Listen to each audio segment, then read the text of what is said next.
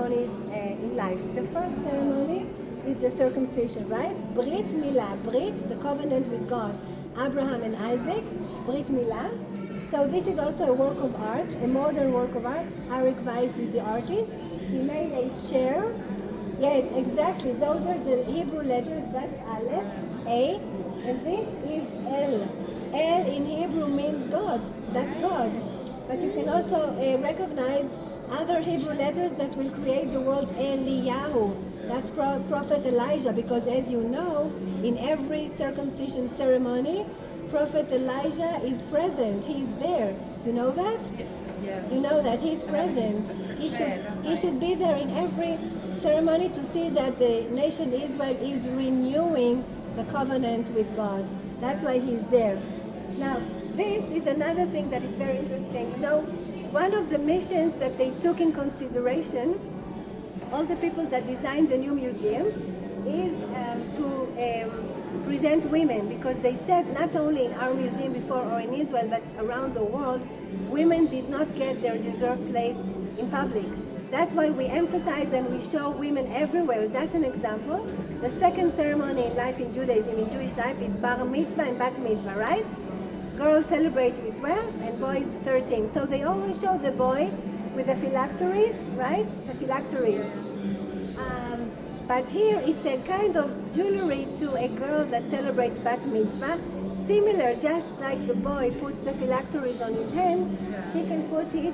There is the letter Shin. It's the name of God.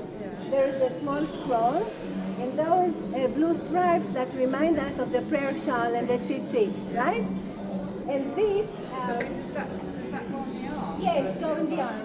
Yes, go exactly. So that's for bat mitzvah.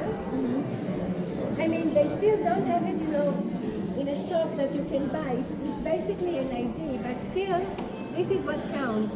Now, the next ceremony in Jewish life is the wedding. It's a party celebration, but it's also, of course, a religious ceremony.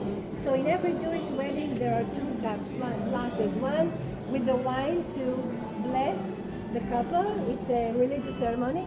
The second is one that the groom needs to break with the groom needs to break it. You know why we do that? To remember the destruction of the temple. I will say something very important about it on the second floor.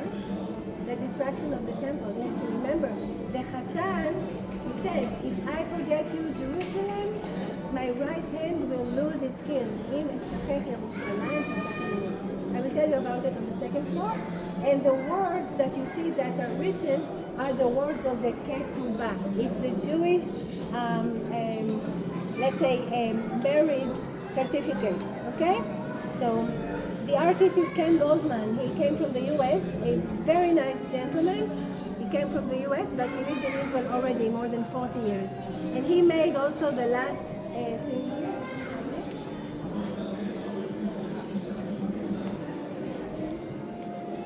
The last ceremony in life is the burial ceremony. So a grave is made out of stone, and you know in Jewish cemeteries, if you go, you see stones, it's a Jewish tradition. He took those stones, here it has a much, much deeper meaning. He wrote all the words of the Kaddish, which is the prayer that we say in Judaism, in funerals, in the yahrzeit, when we remember the deceased, you know, and also in some other prayers, we say the Kaddish, it's actually to praise the Lord. So he wrote all those words of the Kaddish, but specifically in his personal life, his daughter was on her way to Poland. I don't know if you know, but our children in Israel, also both of my children, they are 17 years old, the last grade in high school, they go to Poland to learn about the Holocaust, not only in a museum in Yad Vashem. I've done it with both of them in a distance of 2 years. I've done it, listen, it's a whole week with a punch in your stomach, and you cannot really breathe because there is a difference. You can see documentaries, you can visit museums, but it's not the same. Like being in Maidan, you can see this pile of ashes of all the burned people, or go to Auschwitz and see all those furnaces where they burn people. So, anyway, so he told her, when you will be there in Auschwitz, not only say the Kaddish, but also put the stone. And you know, I'll share with you something really, this is our privilege to meet people, and sometimes they will share personal stories. A few months ago, I had a couple of Israelis, two people in the third floor. So once we got here, they felt comfortable with me. And when I explained about this, the man became very emotional. He had tears in his eyes.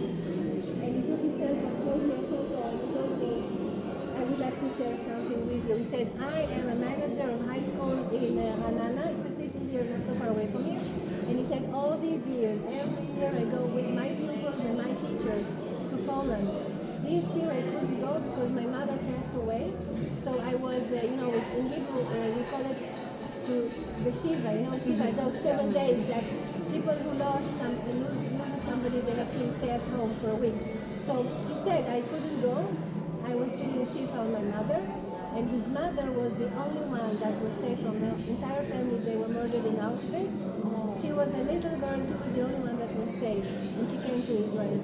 So now he had exactly the same idea. He took a stone, he wrote the name of his mother, the number that she had on, you know that they had numbers, they would tattoo them just like, so he wrote the name of his mother, the number she had, he gave it to one of the teachers and he said, when you be there in Auschwitz, say Kaddish for my mother also. That's the photo he showed me. And we were both crying. Yeah, that's something personal. I have a question. With the calendar,